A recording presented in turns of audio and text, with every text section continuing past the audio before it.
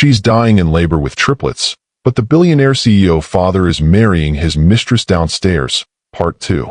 The grand ballroom of the Hawthorne Grand Hotel had never been so silent. 500 of Manhattan's elite sat frozen in their chairs, champagne glasses halfway to their lips, staring at the woman covered in blood who had just shattered the wedding of the decade. Alexander Hawthorne stood at the head table in his perfect tuxedo, his boutonniere still pinned to his lapel, his new wife Victoria beside him in her $50,000 wedding gown. The life he had chosen, elegant, uncomplicated, profitable, spread out before him like a magazine photograph. 23 floors above them, the woman who carried his children was dying. Alexander. Maria's voice cracked with desperation. The paramedics are waiting. Sophia needs emergency surgery right now, and the babies, your babies, are fighting for their lives. They need their father. The silence stretched like a taut wire. Every eye in the ballroom was on Alexander, watching to see what kind of man he truly was when stripped of his carefully crafted image. Victoria's hand tightened on his arm, her perfectly manicured nails digging into his jacket. Alexander, she whispered, so quietly only he could hear. Think about what you're doing. Think about everything we've built together.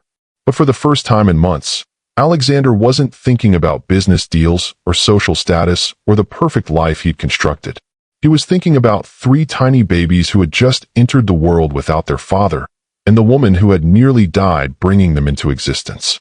How bad is it? He asked Maria, his voice hoarse. She's lost a lot of blood. The babies are premature, 36 weeks.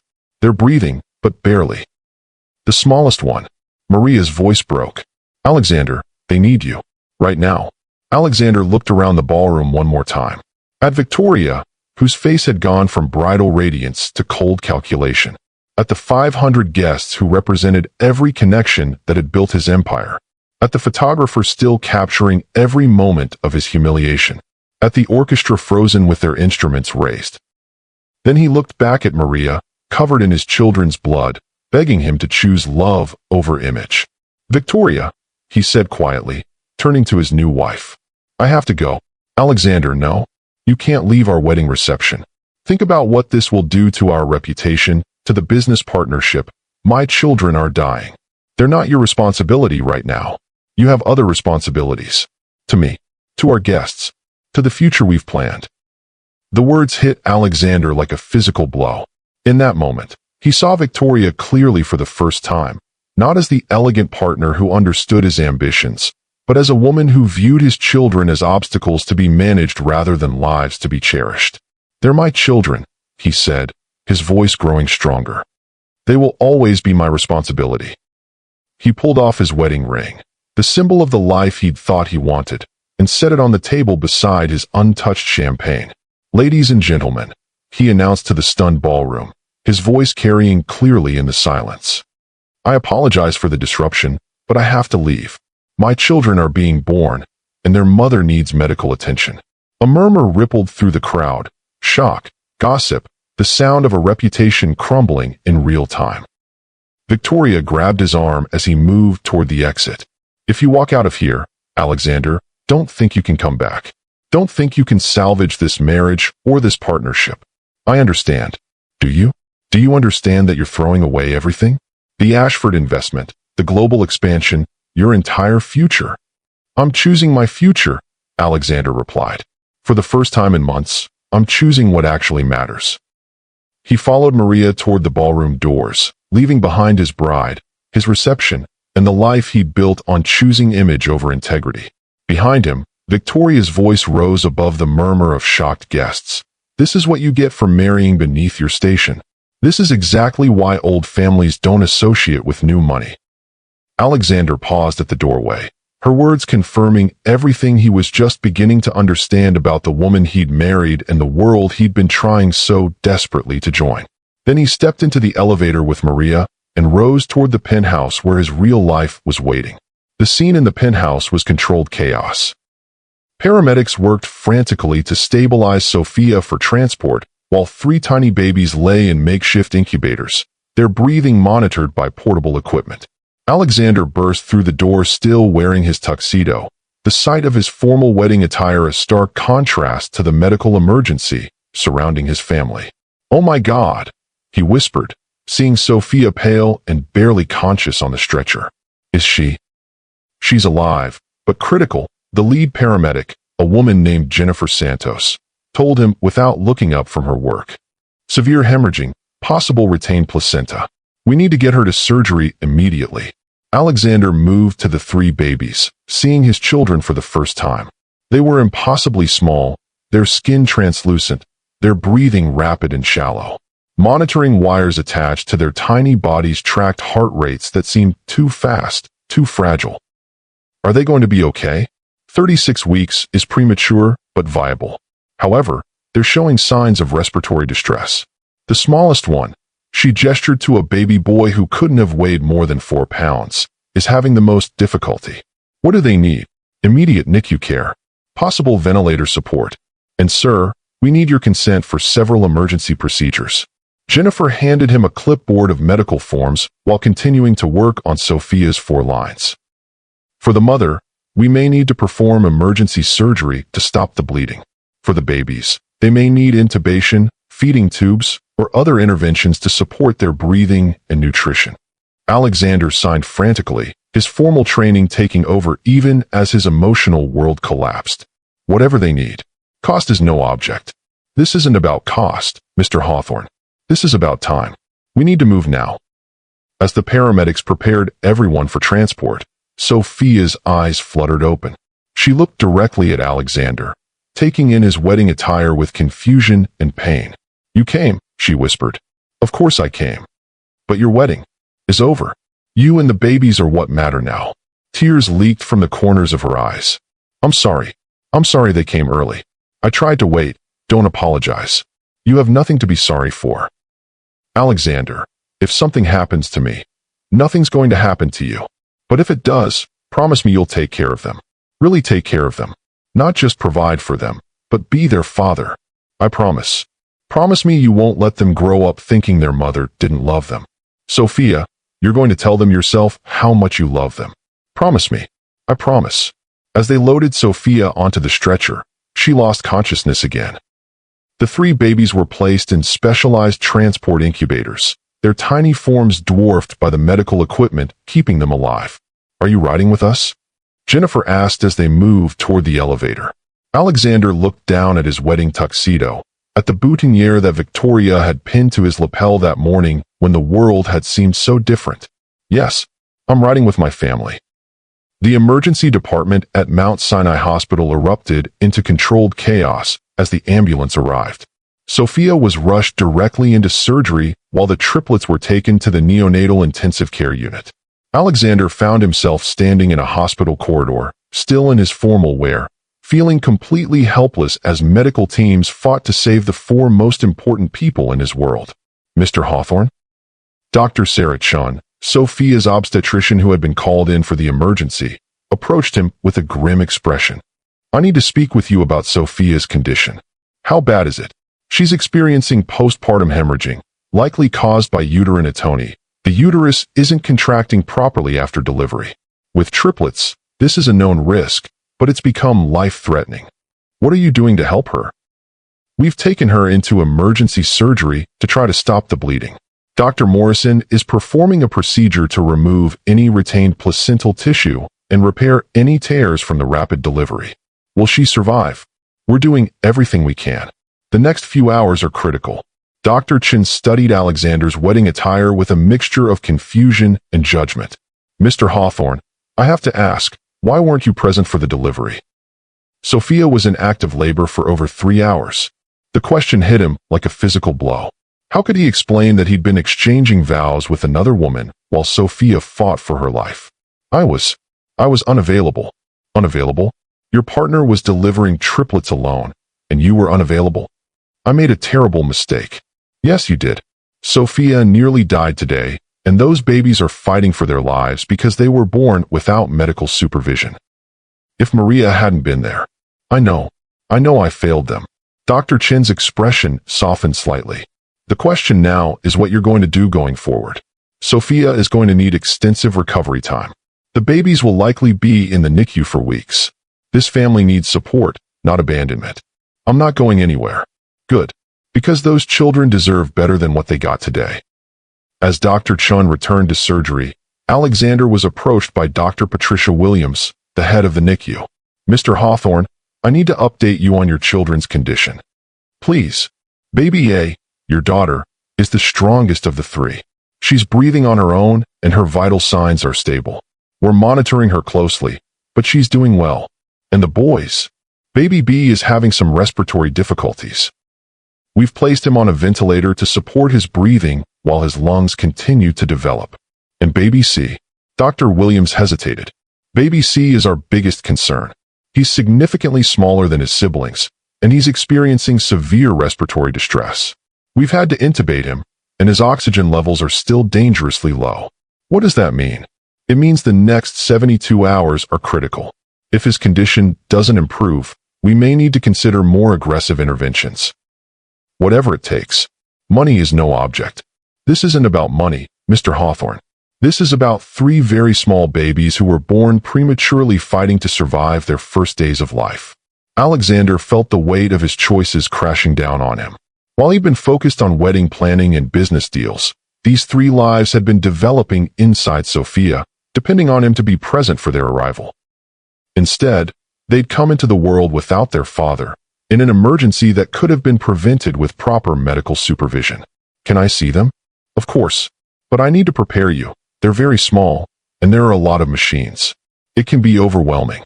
Dr. Williams led him into the NICU, a room filled with high-tech incubators, monitors, and the soft beeping of life support equipment.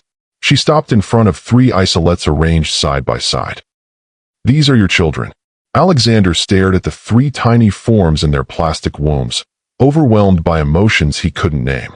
They were so small, so fragile, covered in wires and tubes that looked enormous against their miniature bodies. "They're beautiful," he whispered. "They are. And they're fighters. But Mr. Hawthorne, I need you to understand something. These babies are going to need their parents, both of their parents, to be fully present for the next several months. NICU babies require constant attention, medical appointments, specialized care. I understand. Do you? Because being a NICU parent means putting everything else in your life second. Work, social obligations, everything takes a back seat to these children's needs. I'm ready for that. Are you? Because 3 hours ago you were getting married to someone else instead of being here for their birth." The accusation hung in the air like a condemnation. Alexander looked at his children, his daughter breathing steadily in her incubator, his first son connected to a ventilator, his youngest son fighting for every breath, and felt shame like he'd never experienced. I was wrong. I was completely, catastrophically wrong about my priorities. Words are easy, Mr. Hawthorne. Actions are what matter. Then judge me by my actions going forward. Dr. Williams studied his face, perhaps looking for sincerity or commitment. Your children's mother is one of the strongest women I've ever met. She delivered 3 babies alone, in circumstances that could have killed all 4 of them, and her first concern when the paramedics arrived was their well-being, not her own. I know. She deserves a partner who matches that level of dedication. She deserves better than she got from me. Yes, she does. The question is whether you're capable of becoming the man she and these children deserve. Alexander looked at his 3 children, so small and vulnerable, fighting for their lives while he stood helpless in his wedding tuxedo. I have to be. If you're feeling the weight of Alexander's realization and the fight for these 4 lives, hit that like button. The medical crisis is just the beginning. Wait until you see how his abandonment of the wedding affects his business empire and what Victoria's true plan really was. Make sure you're subscribed because the next part will reveal twists that will leave you speechless. While Alexander sat vigil in the NICU, watching his children fight for their lives, the outside world was exploding with news of his wedding day disaster.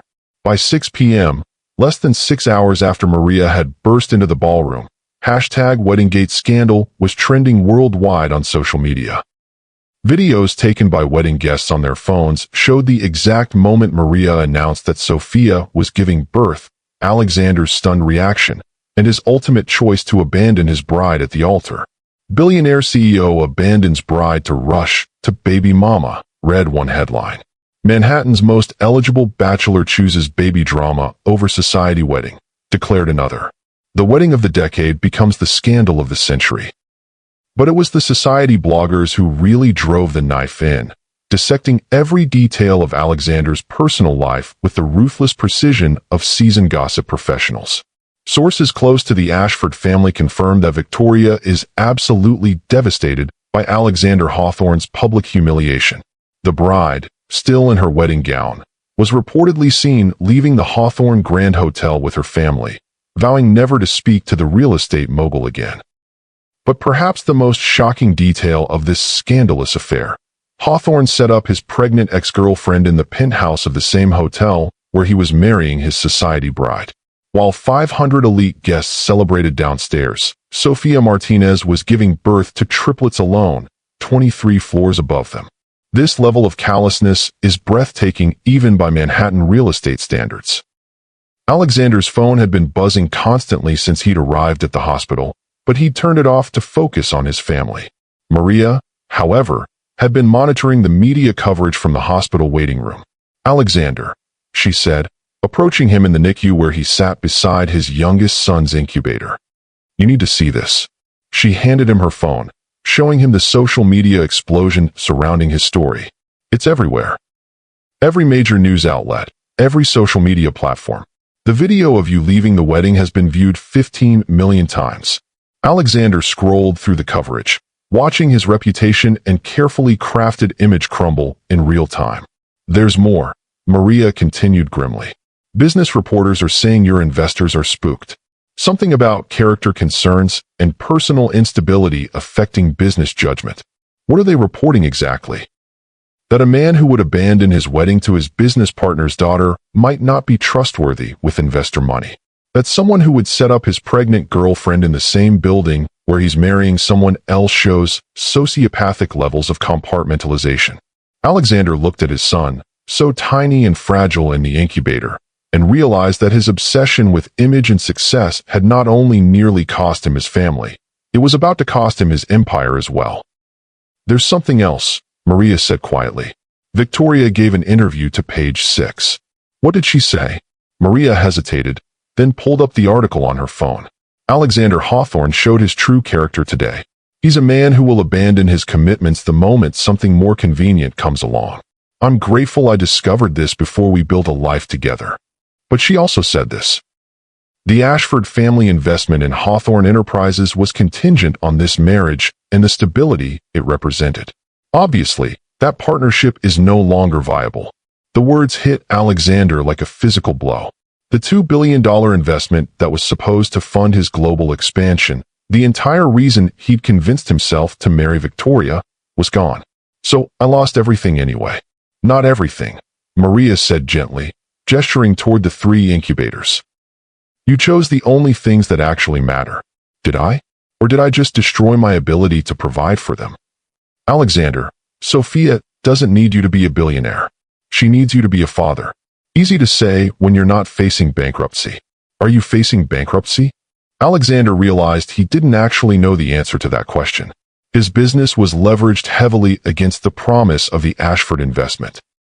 Without that capital infusion, he might not be able to meet his current obligations. "I need to make some calls. Later. Right now, your son's oxygen levels are improving. The doctors think he's turned a corner." Alexander looked at baby C, his smallest, most fragile child, and saw that his color was indeed better. The monitors showed steadier heart rate, improved oxygen saturation. "He's going to be okay?" Dr. Williams thinks so. All 3 of them are fighters. Like their mother. Like their mother. For the first time in hours, Alexander felt a flicker of hope. His children were going to survive.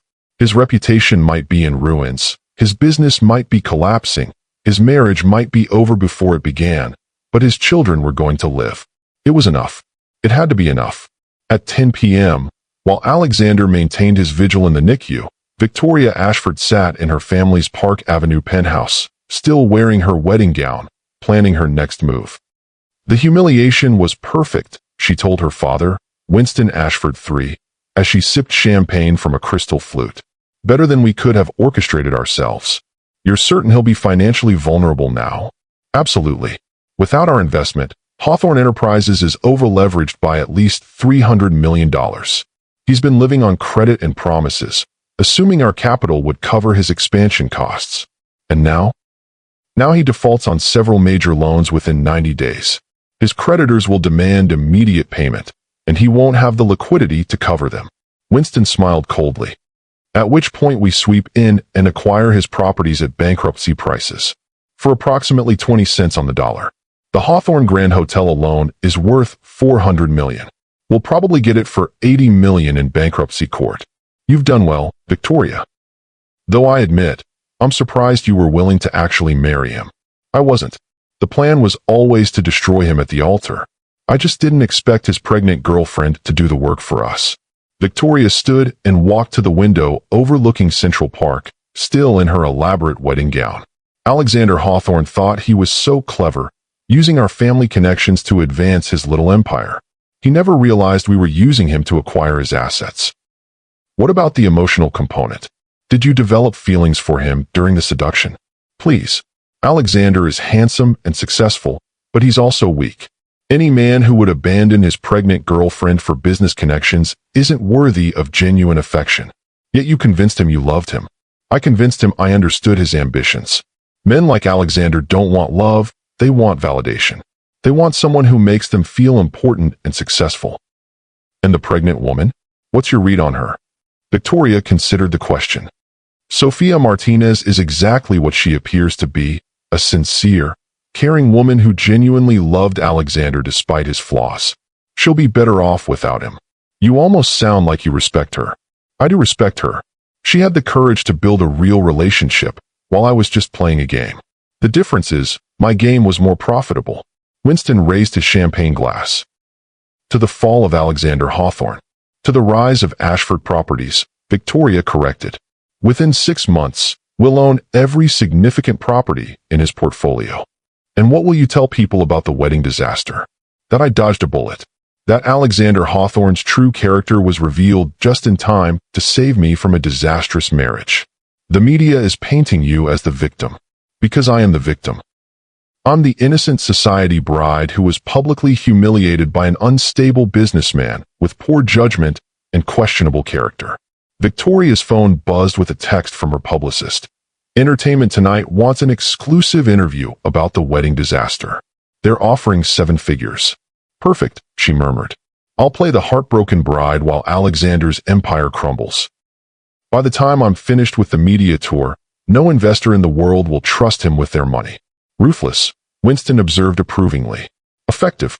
Alexander thought he was playing in the big leagues, but he was still thinking like a boy from Queens. In our world, business is war, and love is just another weapon. As Victoria planned her media strategy to complete Alexander's destruction, 20 blocks away, the man she'd manipulated and betrayed sat beside his newborn son's incubator, learning what love actually meant. At 2 a.m., the NICU was quiet except for the soft beeping of monitors and the gentle whoosh of ventilators. Alexander sat in an uncomfortable chair beside his children's incubators, still wearing his wedding tuxedo though he'd removed the jacket and loosened his tie. He'd been there for 8 hours straight, watching his 3 children fight for their lives, learning their rhythms and responses. Baby A, his daughter, had been the most stable all day. Baby B had been weaned off the ventilator and was breathing on his own.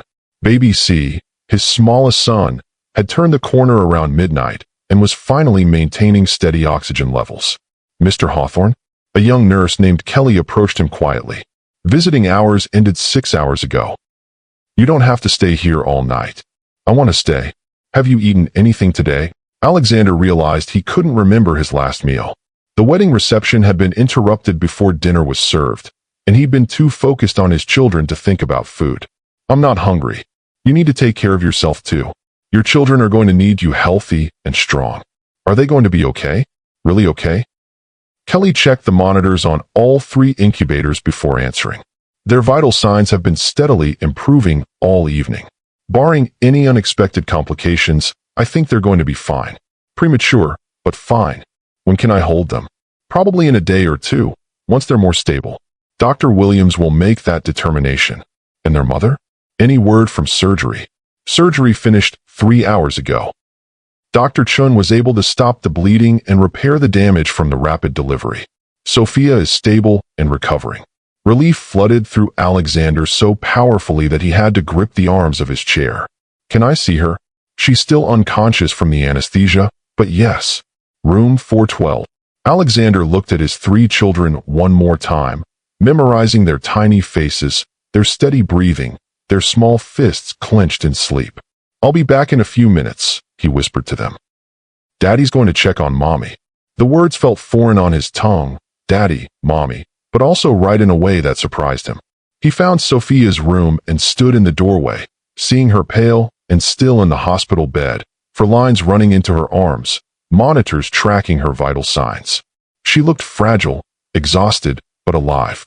She's sleeping, said Maria, who was sitting in a chair beside the bed. Doctor says she'll probably wake up in a few hours. How is she? Lucky to be alive. The doctor said if the delivery had taken much longer, if the blood loss had been any more severe. But she's going to be okay? Physically, yes. Emotionally, Maria shrugged. That depends on you. Alexander pulled a chair close to Sophia's bedside and sat down heavily. I don't know how to apologize for what I did today. Start with understanding what you did. I abandoned her when she needed me most. You abandoned all of them. While they were fighting for their lives, you were celebrating your new marriage. I know. Do you? Do you understand that Sophia could have died today? That your children could have died? All because you weren't there? Maria, do you understand that she delivered 3 babies alone? That she was terrified and in agony and calling your name while you were exchanging vows with another woman? Each word was a knife to his conscience, but Alexander forced himself to listen. Do you understand that your youngest son stopped breathing for almost a minute, and I had to perform CPR on a newborn baby because their father was too busy getting married to be present for their birth? Oh God. So before you start apologizing, make sure you understand exactly what you're apologizing for. Alexander looked at Sophia's sleeping form, and for the first time, he truly grasped the magnitude of his betrayal. Not just the affair, not just the wedding, but the complete abandonment of the woman carrying his children during the most vulnerable and dangerous moment of her life. I almost killed them all, he whispered. Yes, you did. How do I make this right? I don't know if you can. But you can start by being the father those children deserve from this moment forward. And Sophia? Sophia will decide for herself whether she can ever forgive you. But Alexander, forgiveness doesn't mean forgetting. It doesn't mean going back to the way things were. I know. Do you? Because you can't charm your way out of this. You can't buy your way out of this. You can't manipulate or negotiate your way back into her heart. Then what can I do? You can prove that you've changed. Every day, for as long as it takes. Sophia stirred in the bed, her eyes fluttering open. When she saw Alexander sitting beside her, she looked confused, as if trying to place him in the context of everything that had happened. You're still here, she said softly. I'm not going anywhere. What about Victoria? What about your wedding? There is no wedding. There is no Victoria. There's only you and our children. Alexander, I know I have no right to ask for forgiveness. I know I failed you in the worst possible way. But Sophia, I swear to you, I will spend the rest of my life trying to be the man you and our children deserve. Sophia studied his face, seeing something different than the man who had left her 6 weeks ago to marry another woman. What changed? I saw them, our children, fighting for their lives while I was playing dress-up in a ballroom. I realized that everything I thought mattered, the business, the reputation, the social connections, none of it means anything if I lose the only people who actually love me. Do they? Do we still love you? I don't know, but I'm going to find out. This is just the beginning of Alexander's reckoning. If you're feeling the emotional intensity of this family crisis and want to see how much deeper this story goes, smash that like button and stay subscribed. The next part will reveal the full extent of Victoria's manipulation, the collapse of Alexander's empire, and whether love can truly overcome the ultimate betrayal. This redemption story is about to get even more powerful. 48 hours later, Alexander's phone had been ringing nonstop since he'd turned it back on. Investors, creditors, business partners, and reporters all demanding answers about the wedding scandal and what it meant for Hawthorne Enterprises. He sat in the hospital cafeteria at 6 a.m., 2 days after his children's birth, trying to understand the financial devastation that was unfolding while his family recovered upstairs. The coffee was terrible, the fluorescent lights gave everything a sickly pallor, and the scattered newspapers on nearby tables all featured variations of the same headline: Billionaire's Wedding Day Disaster. "Alexander, thank God you answered," came the voice of his CFO, Michael Torres, when he finally took a call. "We have a serious problem." "How serious?" "Catastrophic. The Ashford investment withdrawal triggered a cascade of covenant breaches on our existing loans. We have 14 days to come up with $280 million or the banks start seizing properties." Alexander felt his stomach drop. He'd known the Ashford money was crucial, but he hadn't understood how exposed his entire empire was without it.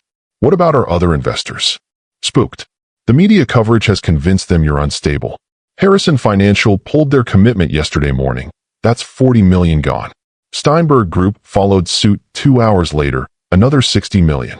This morning, Pacific Holdings and Meridian Capital both sent termination letters. Jesus, how much total?" "We've lost commitments totaling $180 million in 48 hours. Plus the $250 million from Ashford. We're facing a $430 million hole in our financing. Our liquid assets, $30 million. Enough to operate for about 6 weeks. Nowhere near enough to cover the debt service." Alexander stared at the numbers Michael was rattling off, watching 20 years of work reduced to mathematics that didn't add up.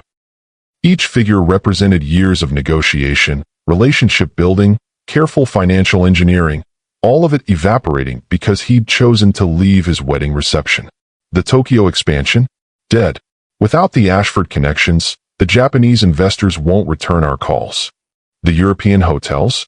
London deal collapsed yesterday. Berlin and Paris are wavering. Christ. Options. Emergency bankruptcy filing to stop foreclosure proceedings. Liquidation of non-essential properties. Or what? Find $250 million in the next 2 weeks. From where? You just told me we've lost every major investor. I don't know. Alexander, I've never seen anything like this. I've been doing corporate finance for 25 years, and I've never seen a business empire collapse this quickly over a personal scandal. The words sent a chill through Alexander. What do you mean exactly? The timing of the investor withdrawals, the coordinated media campaign, the way the story is being spun in the financial press, it feels intentional. Like someone orchestrated this collapse. Who would do that? Someone who wanted to acquire your properties at bankruptcy prices. Someone with the connections to coordinate investor withdrawals and media coverage. As Michael continued explaining the mechanics of Alexander's financial destruction, a terrible understanding began to dawn. This wasn't just the natural consequence of a public scandal. This was a deliberate campaign of destruction. Michael, pull together everything you can about the investor withdrawals. Timeline, communication patterns, who called who and when. I need to understand if this was coordinated. You think someone planned this? I think someone played me from the beginning. Alexander ended the call and sat staring at his coffee, understanding for the first time that he hadn't just lost Victoria's investment.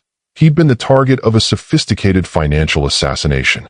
His phone buzzed with a text from an unknown number. "Meet me at the Ashford Building, 47th floor, 2 p.m. We need to discuss your situation." Victoria, at exactly 2 p.m., Alexander walked into the executive offices of Ashford Properties. The contrast with his own former offices was stark. Where Hawthorne Enterprises had been modern and aggressive, Ashford Properties exuded old money elegance. Persian rugs, oil paintings of long-dead patriarchs, furniture that had probably been in the family for generations. He looked exhausted, unshaven, still wearing the same clothes he'd had on for 3 days. He looked exactly how Victoria had wanted him to look, defeated, desperate, and completely at her mercy. She was waiting in her father's conference room, no longer the blushing bride but the calculating businesswoman she'd always been. Her wedding dress had been replaced by a sharp Armani power suit. Her romantic facade dropped entirely. She looked like what she was, a predator who had successfully hunted her prey. "Alexander, you look terrible. I feel worse. What do you want, Victoria? I want to offer you a way out of the financial nightmare you're facing. In exchange for what?" "Your complete property portfolio. Every building, every asset, every development project." Alexander laughed bitterly. "For how much?" $80 million. Cash. Today, my portfolio is worth over 800 million. Was worth 800 million. Today it's worth whatever someone is willing to pay for it. And in about 10 days, when your loans default, it'll be worth whatever the bankruptcy court decides, which you estimate to be 20 cents on the dollar. Maybe less, depending on how ugly the media coverage gets. Alexander studied Victoria's face, seeing clearly for the first time the cold calculation that had always been there beneath the romantic mask. This was all planned, wasn't it? The seduction, the affair, the wedding, the investment offer. Victoria smiled, and for the first time, Alexander saw her without any pretense. It was like watching a beautiful mask fall away to reveal something sharp and predatory underneath. Of course it was planned.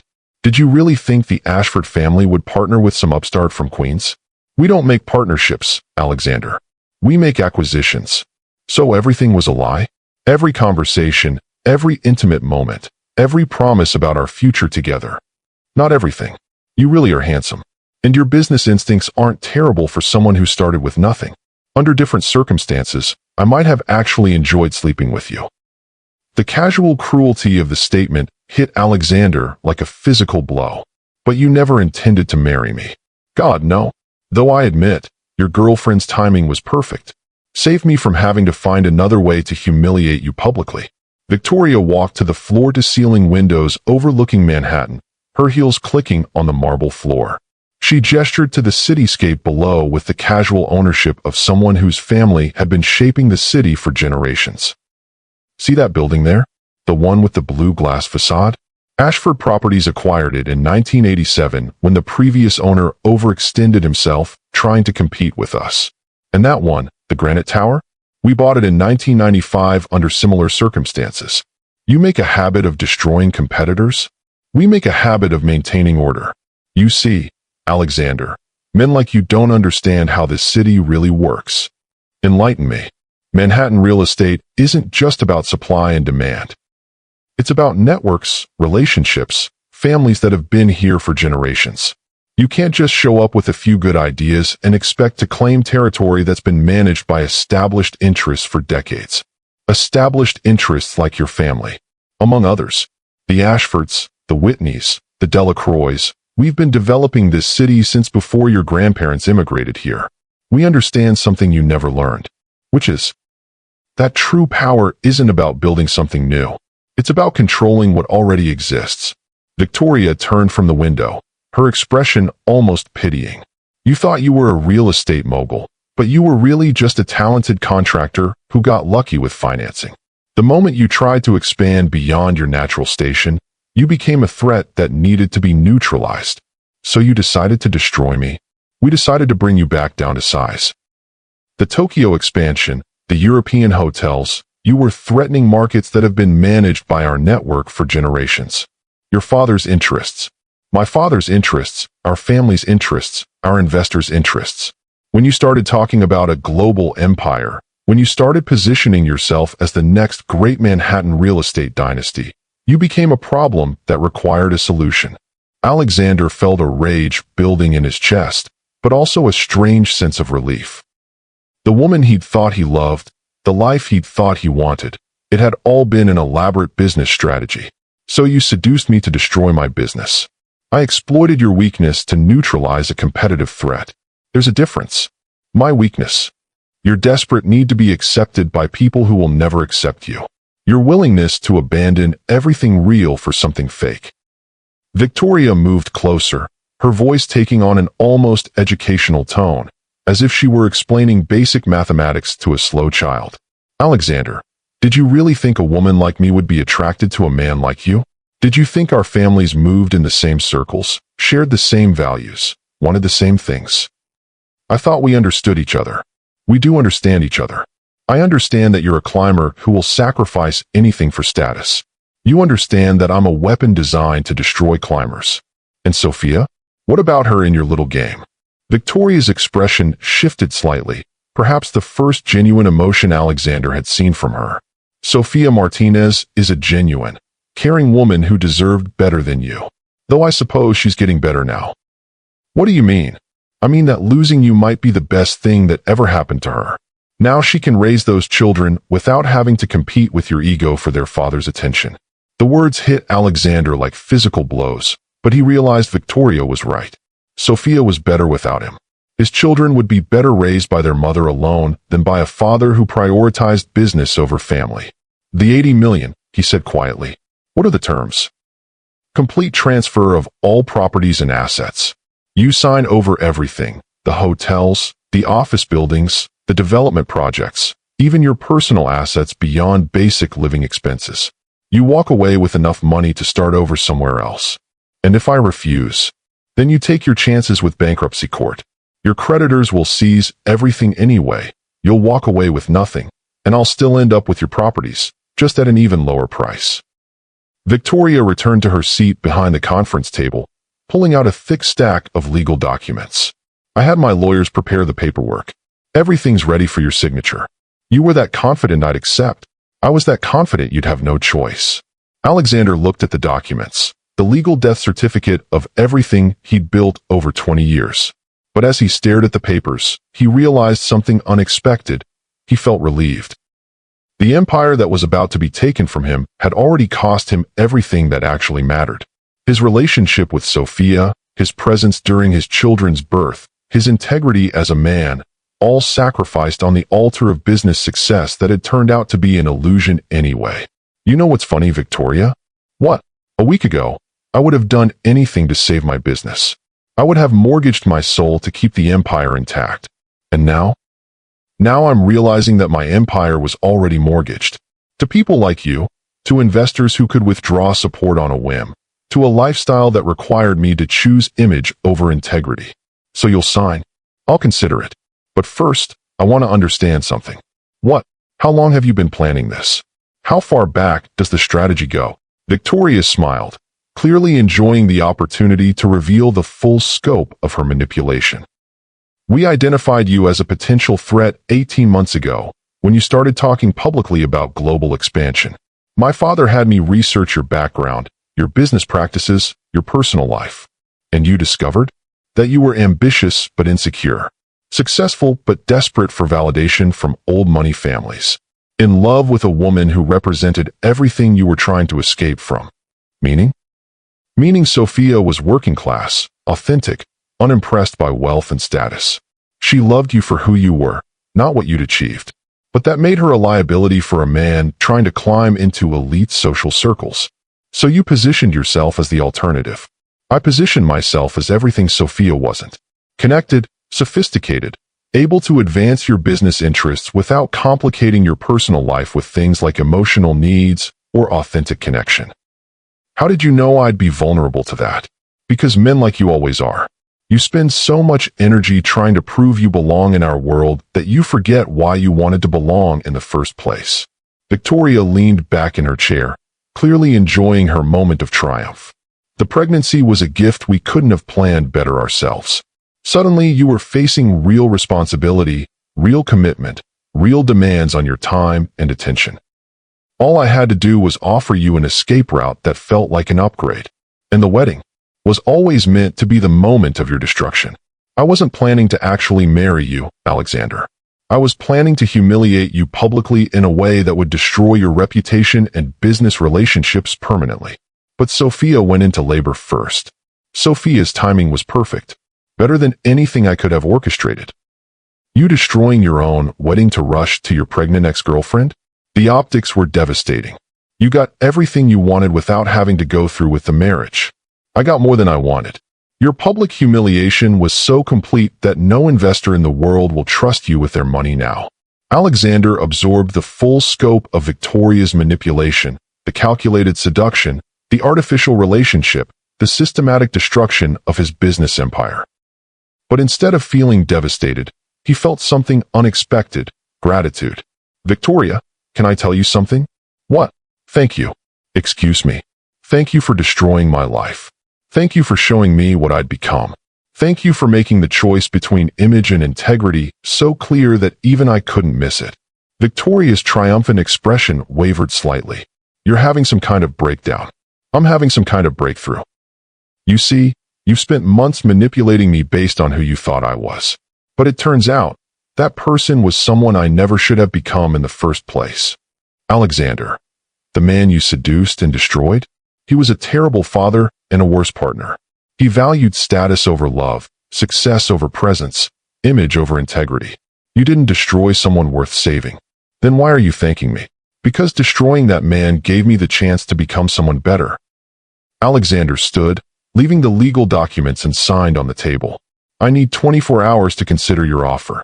You have until noon tomorrow. After that, the offer expires and you can take your chances with bankruptcy court. Understood. As Alexander prepared to leave, Victoria called after him. Alexander, you do realize you're throwing away your last chance to salvage anything from this disaster. No, Victoria. I'm throwing away my last chance to salvage something that was never worth saving in the first place. That evening, Alexander sat in the NICU beside his children's incubators, contemplating Victoria's offer while watching 3 tiny chests rise and fall with steadying breath. The soft beeping of monitors provided a rhythmic soundtrack to his thoughts. $80 million would be enough to start over, to build a smaller but stable life for himself and his children. It would mean accepting defeat, acknowledging that his 20-year climb to the top of Manhattan real estate had been undone by a single strategic manipulation, but it would also mean financial security for his family. On the other hand, refusing the offer and filing for bankruptcy would mean losing everything anyway, but on his own terms rather than Victoria's. You look like you're carrying the weight of the world, said Dr. Williams, checking on the babies during her evening rounds. Feels like it. How are you holding up? It's been a difficult few days. I'm losing everything. My business, my reputation, probably my family. Are you? What do you mean? Dr. Williams gestured to the 3 incubators where his children slept peacefully, their vital signs strong and steady. Looks to me like you found everything that actually matters. They'd be better off without me. Their mother certainly would be. Why do you say that?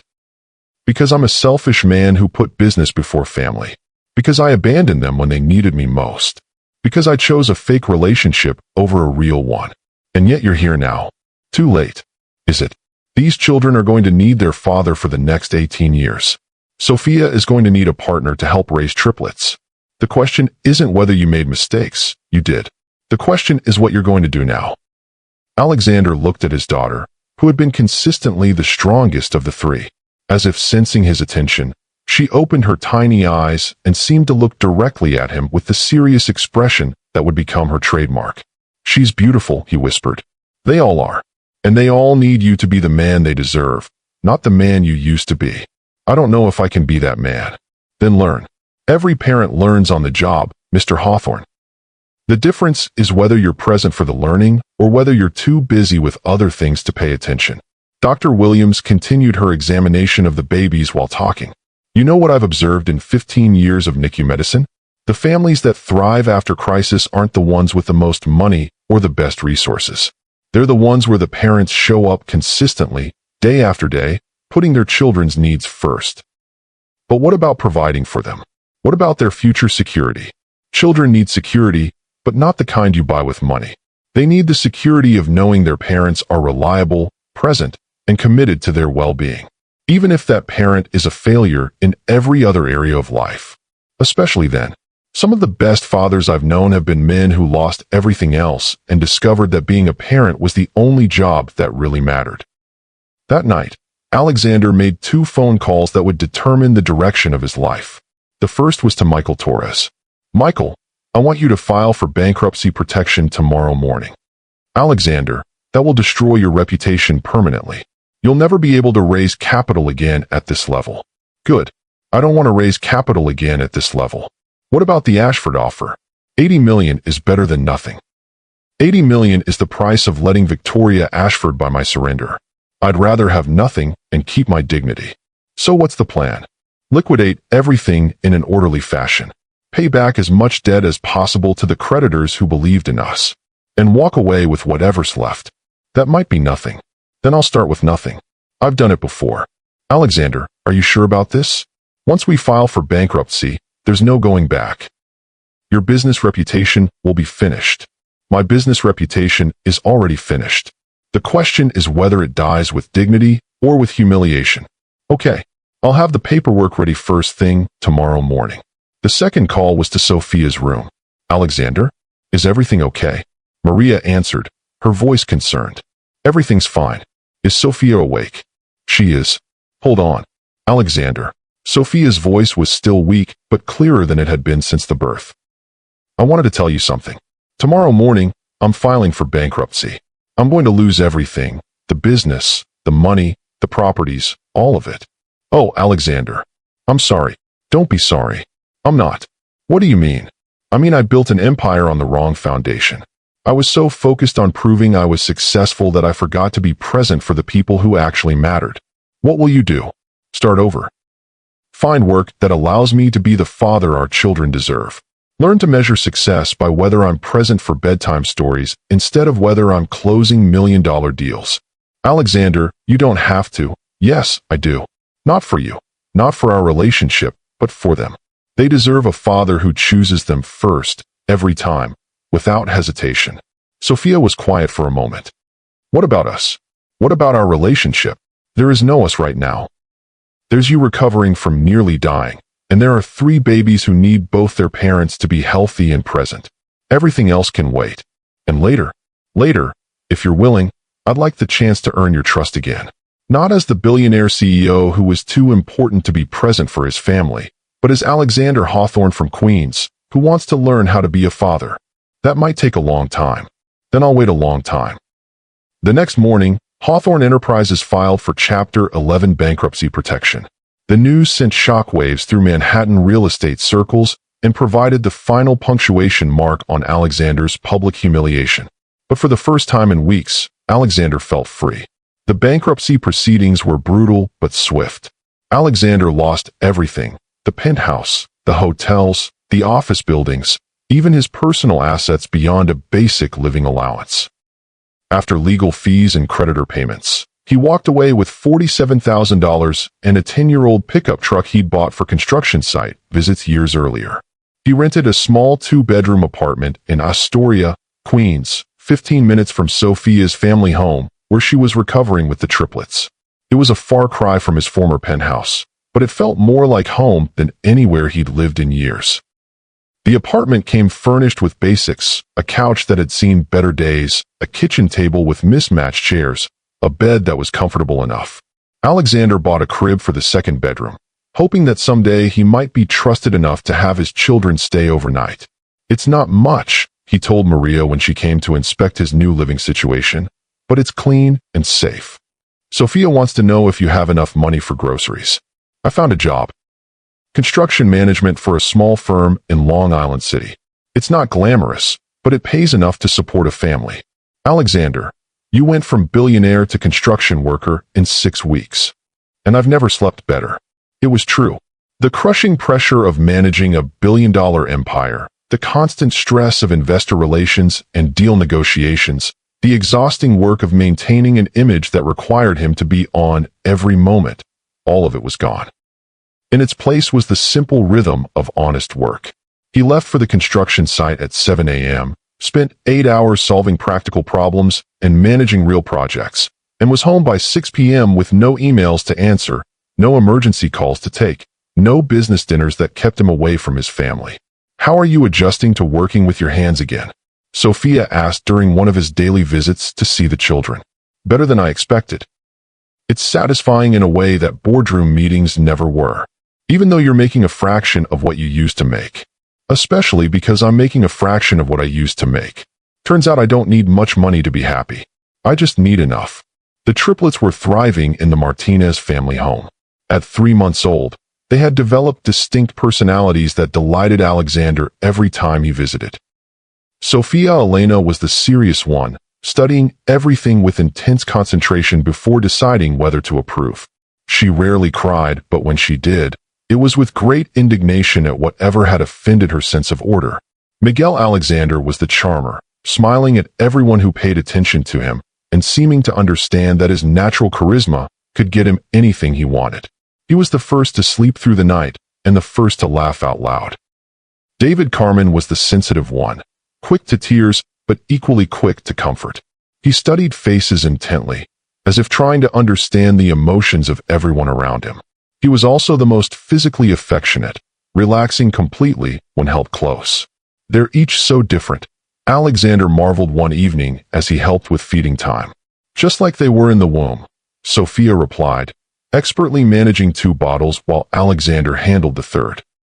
Sophia was always the active one, Miguel was the acrobat, and David was the one who would settle down when I talked to him. You can tell all that from before they were born. Mothers know their children before they meet them. I missed all of that. The pregnancy experience, learning their personalities, being part of the anticipation. Yes, you did. The simple acknowledgement hurt, but Alexander was learning to accept responsibility for his choices without expecting immediate forgiveness. Can I ask you something, Sophia? Always. Do you think they'll ever forgive me for not being there when they were born? Alexander, they're 3 months old. They don't know you weren't there. What they'll know is whether you're here going forward. And you? Will you ever forgive me? Sophia was quiet for a long moment, focusing on burping Miguel while considering her answer. I'm working on it. Some days are easier than others. What makes the difference? Consistency. Every day you show up, every evening you help with feedings, every time you choose to be here instead of somewhere else, it helps. And what makes it harder? Remembering how alone I felt during the pregnancy, how scared I was during the delivery, how you chose another woman over our family. I'm sorry, I know you're sorry. But sorry doesn't erase what happened. Sorry is just the beginning. Alexander was learning that rebuilding trust was harder than building a business empire. In business, results were measurable, profit margins, market share, asset values. In relationships, progress was slower, less visible, and entirely dependent on the willingness of the other person to believe in change. What do I need to do to prove I've changed? Nothing dramatic, nothing grand. Just show up. Every day. For them. For me. For the family we're trying to figure out how to be. For how long? However long it takes. 6 weeks into this new routine, Alexander faced his first real test. Sophia developed a fever that spiked to 103 degrees, requiring an emergency room visit and overnight observation at the hospital. I can't reach my mother, and Maria is working a double shift, Sophia said when she called Alexander at work. I need someone to watch Miguel and David while I take Sophia to the hospital. I'm leaving work now. I'll be there in 20 minutes. Alexander, you don't have to. Yes, I do. They're my children too. Alexander left his construction site without hesitation, drove to Queens in record time, and spent the next 18 hours caring for 2 babies while Sophia sat in the hospital with their daughter. It was his first time alone with Miguel and David for an extended period, and he quickly discovered that caring for 2 3-month-olds simultaneously was exponentially harder than helping with feedings when other adults were present. Why are you both crying at the same time? He asked the babies during a particularly challenging 2 a.m. feeding. We can't all have a breakdown right now. But somehow he managed.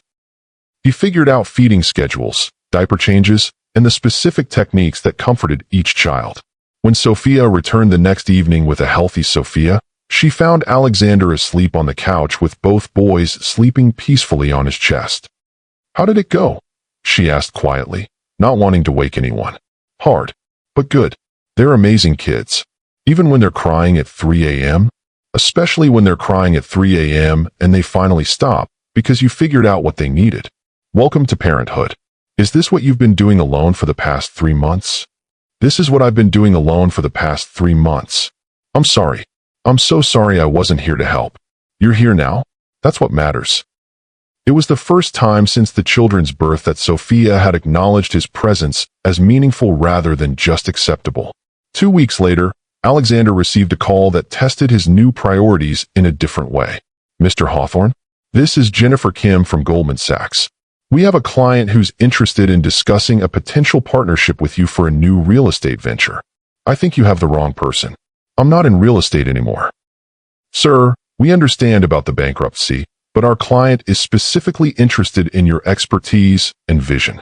He's prepared to offer substantial backing for the right opportunity. How substantial? Initial funding of $50 million, with potential expansion to $200 million based on performance. Alexander felt the familiar surge of excitement, the adrenaline rush of a major business opportunity. For a moment, he could see it all, a new empire, a comeback story, vindication for everything he'd lost. What would be required? Full-time commitment, extensive travel for the first year, and relocation to either Los Angeles or Miami for better access to emerging markets. Relocation? The client feels that Manhattan real estate is too saturated, too controlled by established interests. He wants to build something new in markets with more opportunity. Alexander looked around his small apartment, thought about his construction job, his daily visits with his children, the slow progress he was making in rebuilding Sophia's trust. I appreciate the offer, but I'm not interested. Sir, perhaps you didn't understand the scope of what we're offering. I understood perfectly. And I'm not interested. Can I ask why? This is an extraordinary opportunity for someone in your situation. Because my situation is exactly where I want to be. That evening, he told Sophia about the offer and his decision to decline it. $50 million? She said, clearly stunned. Alexander, that's your chance to rebuild everything you lost. No, it's my chance to repeat the same mistakes that cost me everything the first time. But the money, the security for the children don't need me to be rich. They need me to be present. You could be both, rich and present. Could I? Because the last time I tried to build an empire, I missed their birth and nearly lost all of you. I'm not making that mistake again. Alexander, are you sure about this? More sure than I've been about anything in years.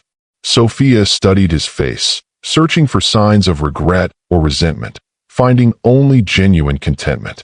You really have changed, haven't you? I'm trying to. Every day.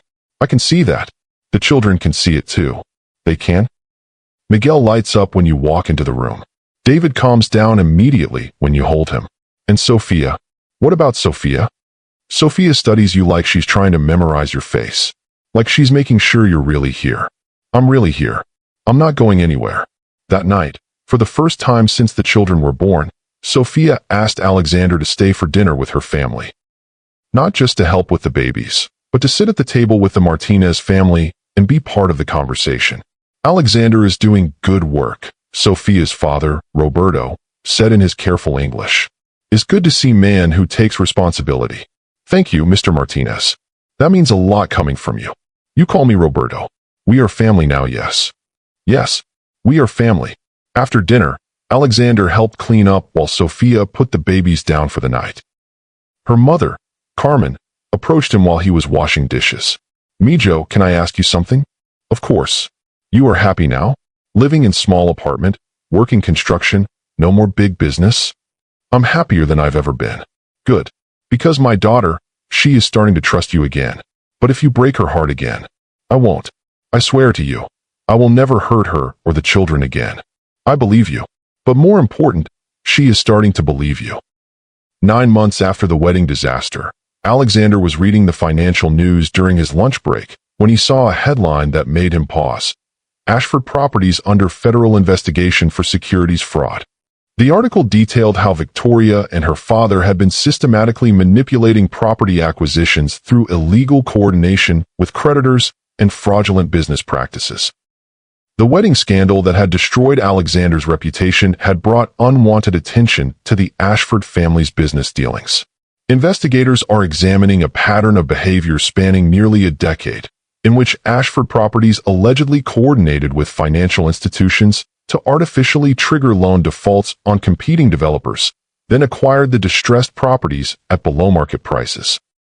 The investigation was triggered by allegations from Alexander Hawthorne, the real estate developer whose business collapsed after a highly publicized wedding scandal involving Victoria Ashford. Hawthorne claims he was the victim of an elaborate scheme designed to destroy his company for acquisition purposes. Alexander's phone rang almost immediately. Mr. Hawthorne? This is Agent Sarah Kim, FBI Financial Crimes Division. We'd like to speak with you about Victoria Ashford and the circumstances surrounding your business relationship. What kind of circumstances? Securities fraud, market manipulation, racketeering. We believe you may have been the victim of an elaborate criminal conspiracy. The meeting took place the next day at Federal Plaza in Manhattan. Alexander sat across from Agent Kim and 2 other investigators, answering detailed questions about his relationship with Victoria and the collapse of his business. Walk us through the timeline of your relationship with Ms. Ashford, Agent Kim requested. We met at a charity gala in March of last year. She approached me about potential business partnerships through her family's investment firm. Was this approach unusual? Not really.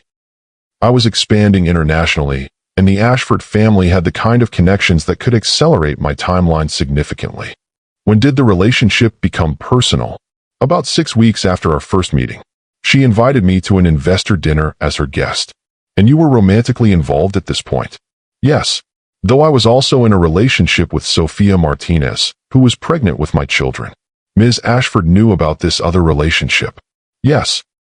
She positioned herself as someone who understood my ambitions better than Sophia did. How so? She convinced me that my personal situation, unmarried, about to become a father to triplets, would be viewed negatively by the international investors I was trying to attract.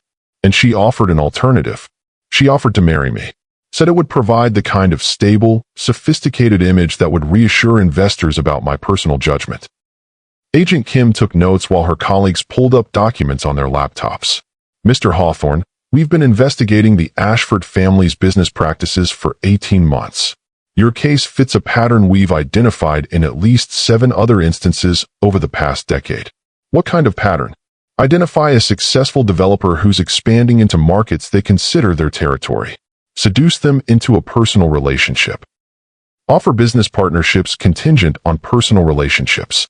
Engineer a public scandal that destroys their reputation and triggers investor flight. Acquire their assets at bankruptcy prices. Alexander felt a chill as the agent described exactly what had happened to him. They've done this before. 7 times that we can prove. The Michael Richardson case in 2018, he was developing hotels in the Hamptons. The David Park situation in 2020, luxury residential in Tribeca. Each time, a member of the Ashford family initiated a romantic relationship, promised business partnerships, then orchestrated a public scandal that destroyed the target's reputation and financial standing. All of them lost their businesses. All of them. And in each case, Ashford Properties acquired their assets for 20 to 30 cents on the dollar. This is a business model for them. It's a criminal enterprise. What they're doing is racketeering, using fraud and intimidation to control business territories. What happens now? We're building a case for multiple federal charges. If convicted, the Ashfords could face significant prison time and be forced to divest their properties. And my lost assets. If we can prove fraud in your case, you may be entitled to substantial damages. The civil case alone could recover most of what you lost. Alexander thought about the irony. He might recover financially from the very betrayal that had cost him everything, but also taught him what truly mattered. Agent Kim, whatever damages I might be awarded, I want to set up a foundation. For families dealing with medical crises, specifically parents of premature babies who can't afford extended hospital stays. That's very generous, Mr. Hawthorne. It's the right thing to do. I've learned that money is only valuable when it serves something more important than itself. The investigation moved quickly once federal resources were focused on the Ashford family's activities. Within 6 months, Victoria and her father were indicted on charges of racketeering, securities fraud, mail fraud, and conspiracy. The trial was a media sensation, with testimony from 7 different developers who had been targeted by the Ashford family's schemes. The evidence was overwhelming: recorded conversations, email trails, financial documents showing the coordinated manipulation of markets and investors. Victoria Ashford is not a socialite who made poor romantic choices, the federal prosecutor told the jury during closing arguments. She is a criminal who used sex and deception as weapons to destroy businesses and steal property.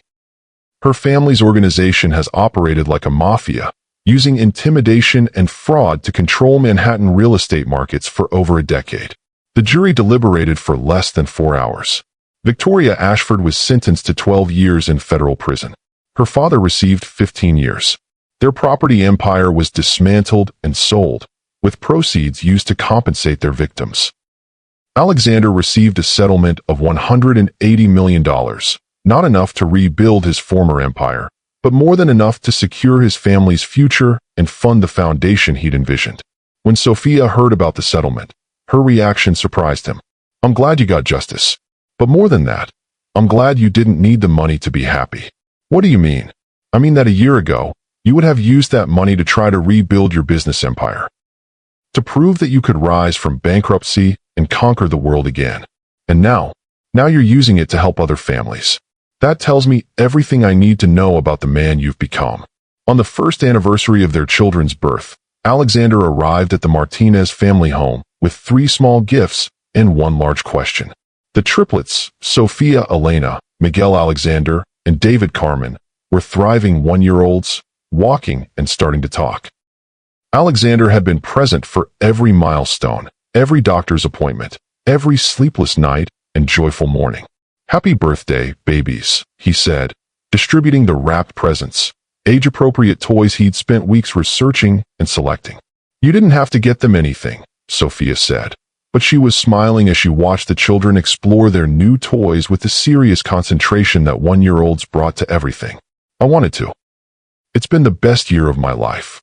"Really? Even though you're living in Queens instead of a Manhattan penthouse?" "Especially because I'm living in Queens instead of a Manhattan penthouse." Sophia looked at this man who bore little resemblance to the billionaire CEO she'd fallen in love with 3 years earlier. He was leaner now, stronger from construction work, calmer in a way that spoke of genuine contentment rather than driven ambition. His hands showed the effects of manual labor, calloused, occasionally scraped, the hands of someone who built things with his own effort rather than managing others' work. His clothes were simple, practical, bought for durability rather than image. But more than his physical transformation, it was his presence that had changed. He was fully engaged in whatever he was doing, whether it was reading bedtime stories, or helping with bath time, or simply sitting on the floor playing with blocks. "Alexander, can I tell you something?" "Always. I forgive you."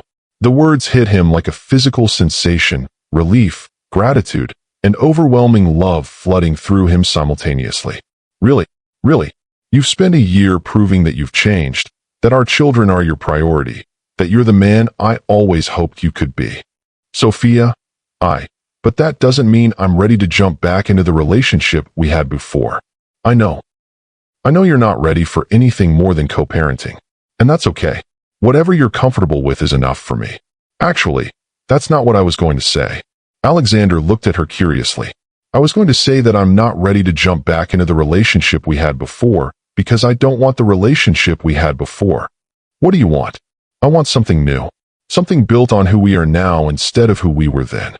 "Like what?" "Like dating. Like getting to know each other as parents, as the people we've become through this experience. Like building something real instead of trying to recreate something that didn't work."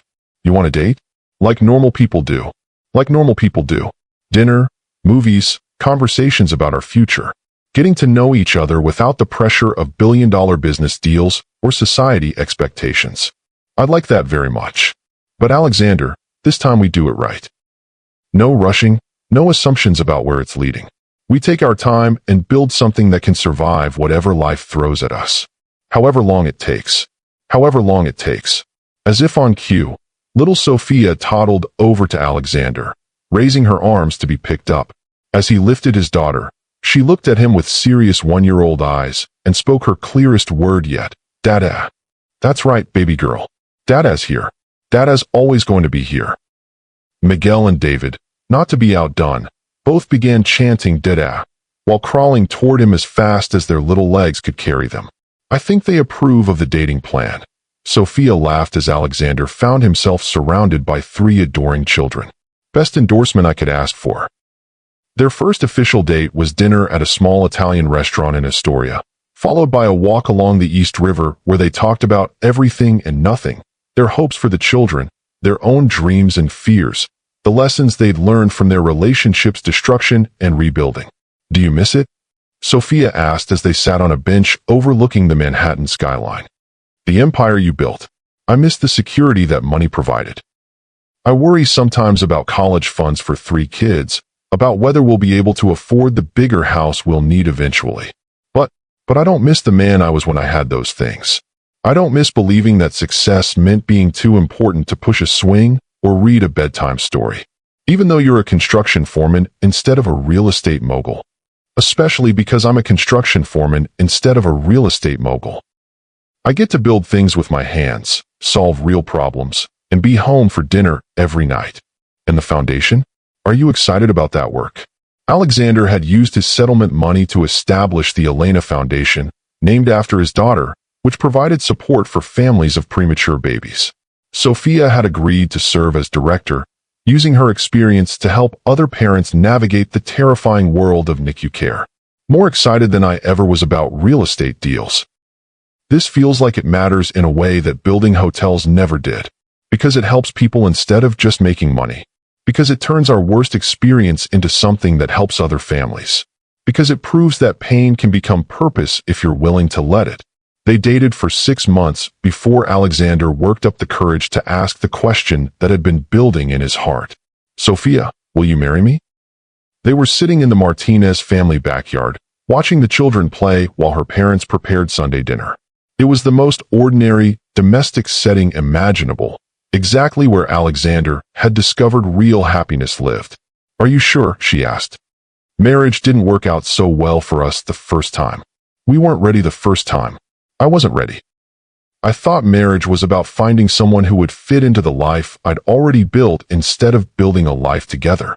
And now I know that marriage is about choosing each other every day, even when it's hard, even when other things seem more important, even when the world tells you there are better options. Is that what you're choosing? Me and the children, even when other opportunities come along. I'm choosing you and the children especially when other opportunities come along, because I've learned that nothing else matters if I don't have you. Sophia looked at this man who had lost everything and found himself in the process, who had chosen love over ambition and presence over profit. Yes, she said quietly. Yes, I'll marry you. Really, but this time we do it right. The ceremony was held in the backyard of the Martinez family home in Queens, with 50 guests, a mariachi band, and 3 energetic 2-year-olds who served as unofficial entertainment throughout the proceedings. Alexander wore a simple gray suit from Men's Warehouse that cost less than his former tuxedo shirts. Sophia wore her grandmother's wedding dress, carefully altered to fit perfectly and carrying more love in its hand-sewn details than any designer gown ever could. There were no society photographers documenting every moment for magazines. No elaborate floral arrangements that cost more than most people's cars. No champagne that required a sommelier to explain its provenance.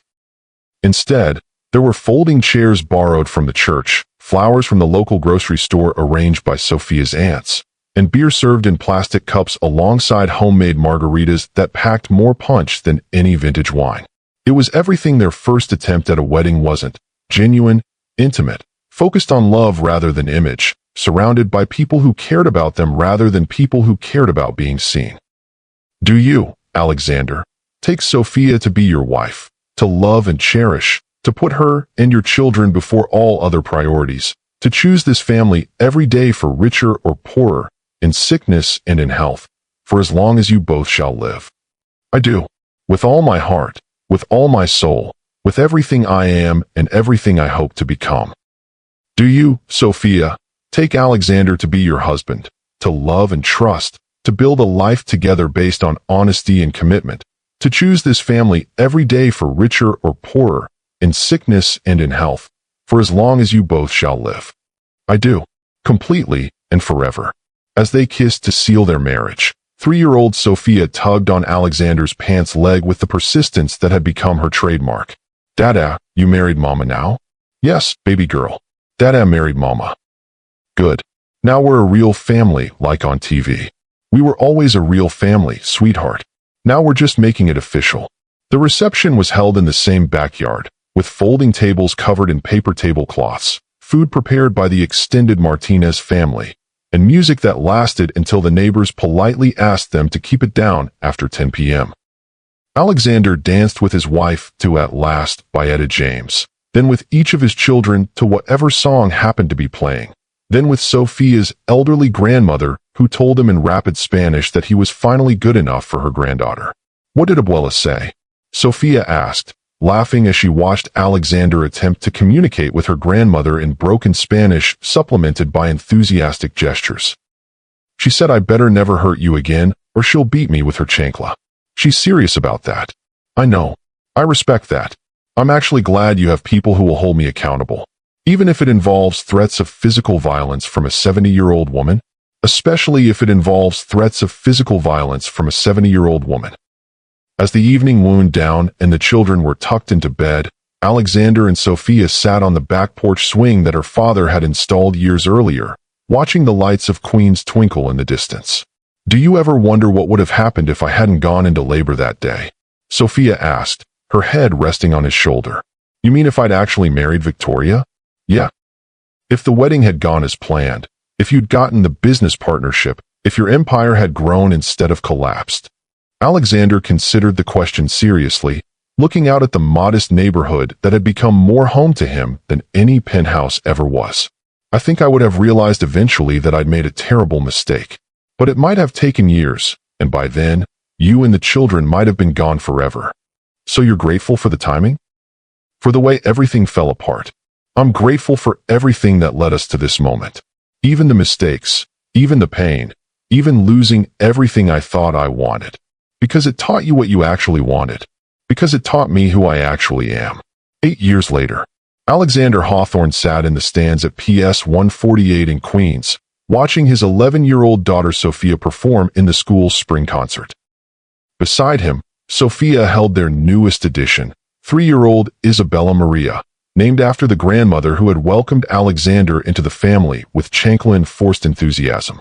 Miguel and David, now rambunctious 11-year-olds, fidgeted in their seats as they waited for their sister's turn to sing, their energy barely contained by the formal setting. "There she is," Miguel whispered loudly as Sophia stepped forward for her solo, his pride in his sister evident despite his attempt at 11-year-old coolness. "Shoo," Sophia admonished gently, but she was smiling as she recorded the performance on her phone, capturing yet another milestone in their children's lives. Alexander watched his daughter sing with confidence and joy, remembering the tiny, fragile infant who had fought for her life in the NICU 11 years earlier. All 3 of the triplets had grown into healthy, happy children with no lasting effects from their premature birth, though they each carried personality traits that had been evident from their earliest days. Sophia had become the family organizer, the one who remembered everyone's schedules and made sure nothing important was forgotten. Miguel was still the charmer, able to talk his way out of trouble and into extra dessert with equal skill. David remained the sensitive artist, creating detailed drawings and stories that captured emotions with startling accuracy. "She's got your voice," Alexander whispered to Sophia during a particularly beautiful high note. "She's got your confidence. When did I ever have confidence? When you chose us over everything else. When you walked away from that wedding to be with your family. When you decided that love was more important than image. Best decision I ever made." After the concert, the family walked to the playground where the triplets burned off energy while Alexander and Sophia sat on a bench, watching their children and talking about their day. These moments of ordinary family life had become the most precious part of Alexander's existence. "Maria called today," Sophia mentioned, referring to her sister who had moved to California and become a successful pediatric nurse. "She's getting married next month." "To the doctor?" "To the doctor. She asked if you'd walk her down the aisle, since Dad can't be there." Sophia's father had passed away 3 years earlier, and Alexander had grown so close to the Martinez family that he'd become the de facto patriarch, the one younger family members turned to for advice and support. "I'd be honored." She also mentioned that she saw Victoria in the news. "She's being released next month. After serving 7 years? Good behavior, apparently." Alexander felt no satisfaction in Victoria's downfall, no lingering anger about her manipulation. Too much good had come from the destruction she'd caused for him to hold on to resentment. "I hope she finds whatever she was looking for." Really? Carrying hatred for someone who's already out of your life is like drinking poison and expecting them to die. Very wise, husband. I learned it from my very wise wife. The Elena Foundation had grown into one of the most effective organizations supporting families of premature babies, with programs in 12 cities and plans for national expansion. Sophia served as executive director, using their experience and Alexander's business skills to help hundreds of families navigate medical crises. The board wants to expand the NICU family housing program, Sophia mentioned as they watched David carefully construct an elaborate sand castle while his siblings offered unsolicited architectural advice. What would that require? A capital campaign. Major fundraising. We'd need to raise about $5 million. Challenging, but doable. What's the timeline? 2 years. But Alexander, it would mean more visibility, more media attention. Are you comfortable with that? Alexander considered the question. 8 years ago, he would have craved the attention, the recognition, the validation that came with public success. Now, he valued privacy and the quiet satisfaction of meaningful work. If it helps more families, then yes. I'm comfortable with whatever attention serves a purpose larger than ourselves. Even if it means interviews and fundraising galas and all the things you used to love about being successful. Especially if it means those things. Because now I understand the difference between being successful and being meaningful.